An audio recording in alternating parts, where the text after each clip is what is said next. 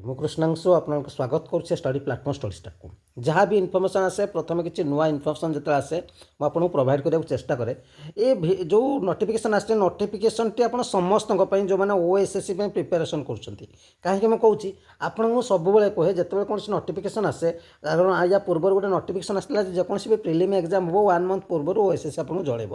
ତା ଭିତରେ chairman change ହୋଇସାରିଲେଣି, ଯାହା ବି ହେଉ ୟା ପୂର୍ବରୁ ଚେୟାରମ୍ୟାନ୍ ଚେଞ୍ଜ ହେଲା ପରେ ବି ଯେକୌଣସି ନୋଟିଫିକେସନ୍ ଦେଖିଛନ୍ତି ଆପଣମାନେ 1 ମନ୍ଥ ପୂର୍ବରୁ ନୋଟିଫିକେସନ୍ ଦେଖିଛନ୍ତି। ଆପଣ ସମସ୍ତେ ଜାଣିଛନ୍ତି ଯେଉଁ କ୍ୟାନସଲ୍ ହୋଇଯାଇଥିଲା ଆପଣମାନଙ୍କର 16/10/2025ର ଜଜମେଣ୍ଟ ହିସାବରେ ଆପଣମାନେ ଜାଣିଛନ୍ତି ହିନ୍ଦୀ ଟିଚର।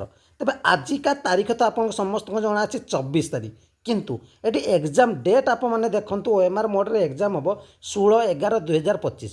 ଅର୍ଥାତ୍ ଯେଉଁ ଥିଲା କଥା ଆଗରୁ ଯେ ଆପଣଙ୍କର ଗୋଟେ ମାସ ପୂର୍ବରୁ ଆପଣଙ୍କୁ ନୋଟିଫିକେସନ୍ ଦିଆଯିବ, ସେ କଥା ଏଠି ଟିକେ ବ୍ୟତିକ୍ରମ ଦେଖାଗଲା।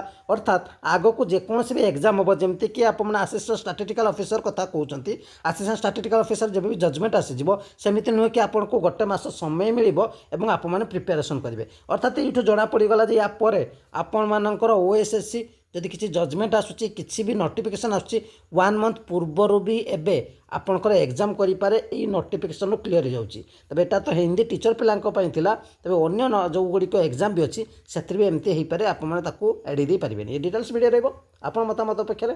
ଧନ୍ୟବାଦ।